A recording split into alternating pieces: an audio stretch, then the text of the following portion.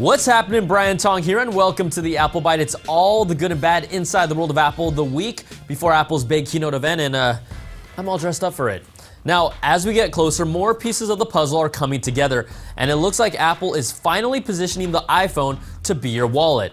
According to Bloomberg, Apple is finalizing the deals with payment networks, banks, and retailers to be the digital wallet I've been asking for.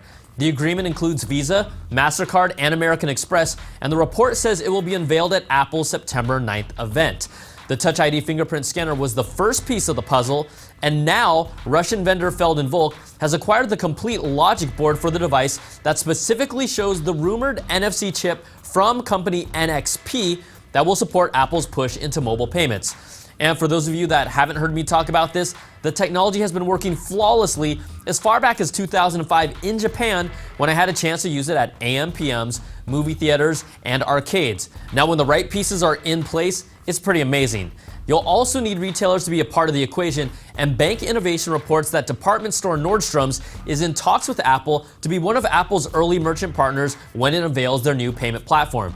According to Nordstrom employees in the report, the department store chain recently upgraded its mobile point-of-sale terminals a few weeks ago with hardware that will allow it to work with the most recent iPhones. See, it's all coming together, people, and just a little factoid, Apple already has roughly 800 million global iTunes accounts, and most of them are linked with some sort of payment information. And if anyone is really going to push the digital wallet forward in the US, Apple has the best chance to do it. Now, I know you want to see more of that iPhone 6 goodness, so here's the latest video from YouTuber RoseitKed showing what looks like one of the best looking assembled iPhone 6 videos we've seen so far, comparing it to the current iPhone and also showing off details like the metallic Apple logo. The other big thing we're expecting to see at the keynote is their vision of the wearable, or the rumored iWatch, if that's what they call it. Every major manufacturer has announced something in this space, and it's the big A's turn. Now, according to Recode, Apple execs have discussed charging around $400 for the wearable. Pricing is yet to be finalized, and all reports point it to shipping next year.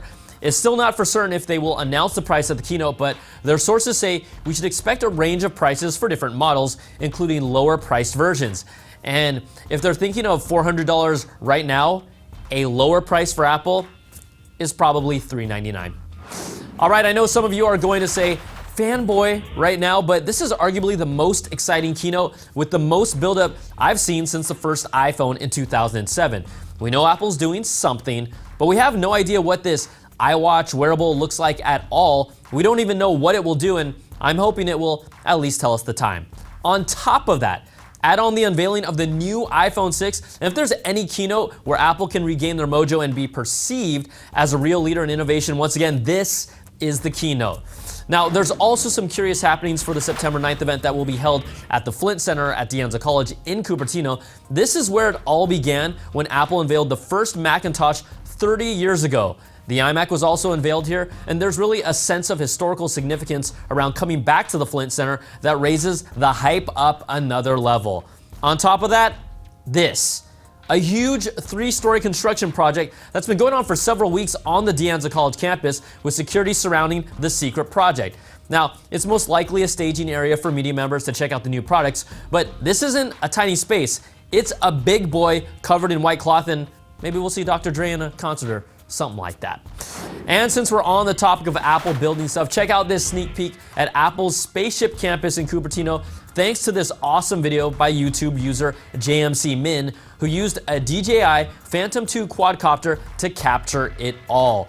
It's just a really impressive and unique perspective of Apple's campus. You really get a sense of the scale of this thing and the building that will really be part of Steve Jobs' legacy. All right, I know some of you are saying, what? No bad apples for the leak of celebrity photos from Apple?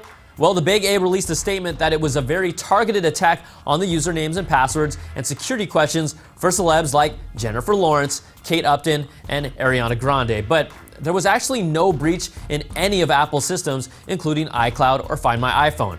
The biggest issue here is Apple's really lame security questions to get access to an account if you know the email address. Things like the name of your first pet or your childhood nickname. People can find these things out, especially if you're a celebrity. So Apple, you can start fixing that aspect, do a little more. And for everyone at home, stop taking compromising pictures of yourself and then leaving them on your phone.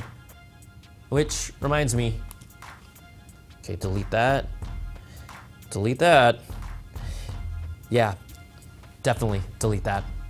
All right, and yes, a lot of attention is on Apple, but they aren't the only ones with the product release. IKEA is releasing their 2015 catalog, and it's kind of amazing.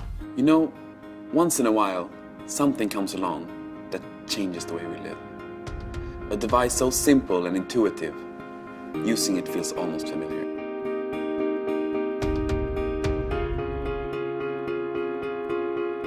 Introducing the 2015 IKEA catalog. It's not a digital book or an ebook. It's a book. You know, I swear I've seen something like some Apple product that kind of looks like that before. Oh well.